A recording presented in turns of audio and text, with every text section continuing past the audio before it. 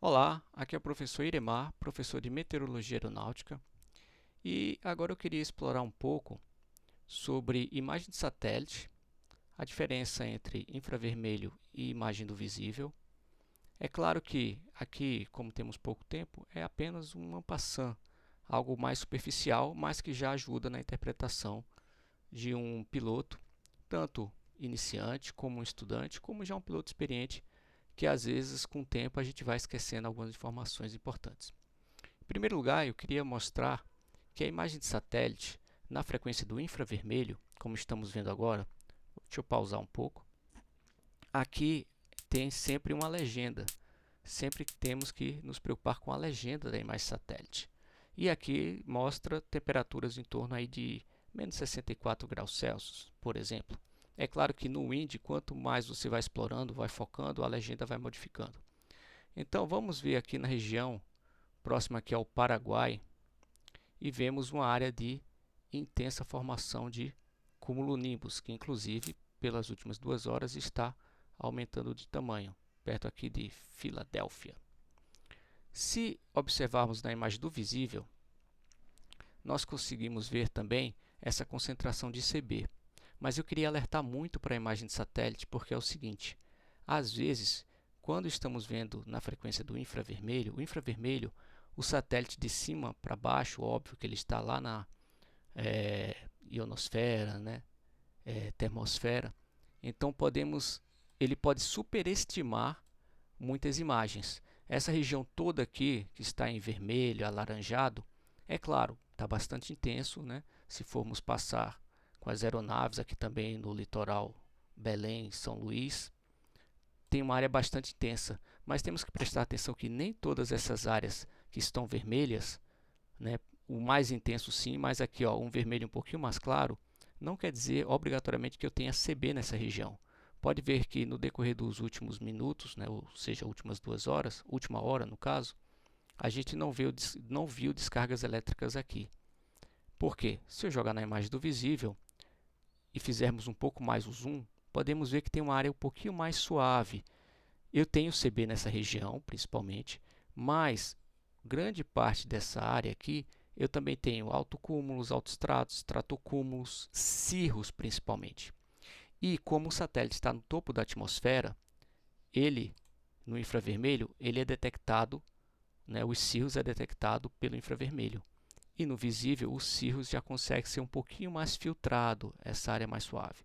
Então, às vezes, o infravermelho superestima a situação, né? A concentração realmente está aqui, mas toda essa região aqui, muitas vezes está de tempo bom e o piloto acha que a situação está muito pior do que deveria. É claro, sempre temos que usar outras ferramentas, como por exemplo, SIGMET, imagens de radar.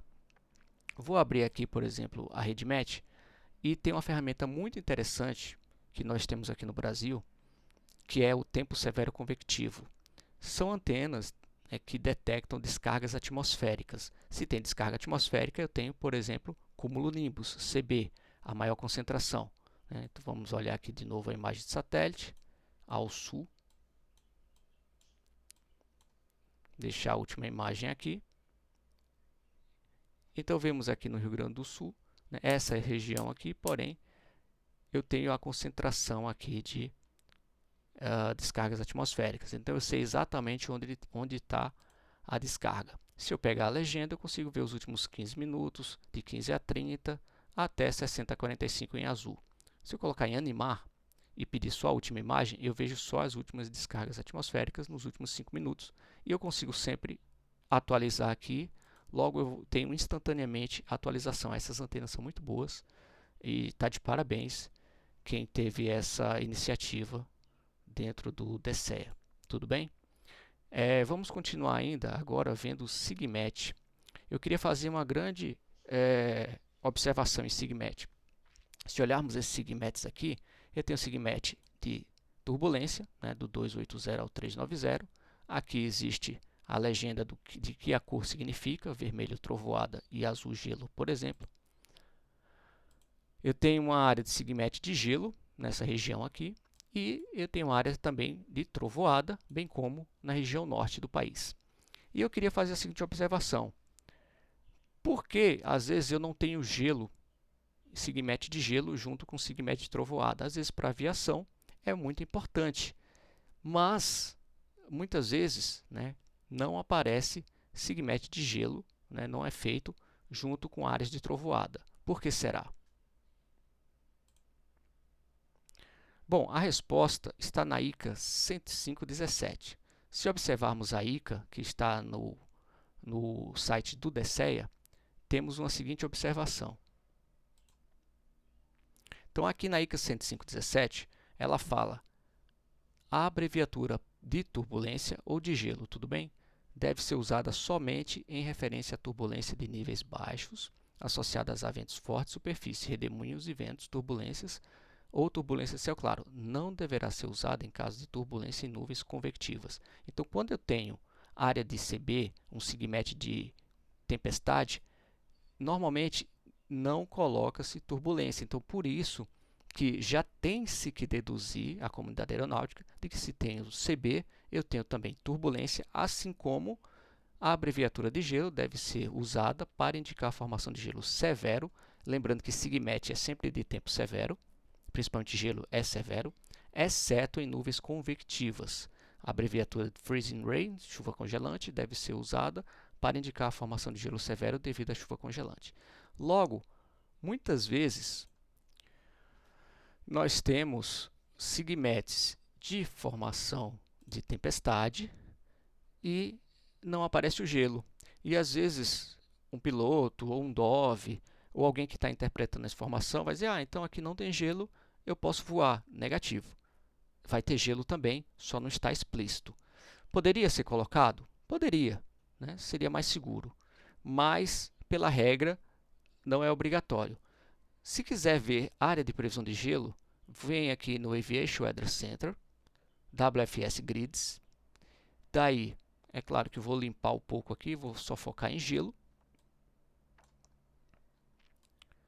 Então, eu posso pedir aqui gelo justamente naquele nível. Eu tenho aqui o FL100, mas vamos para o FL140. Já começa a aparecer gelo naquela região, gelo em traço.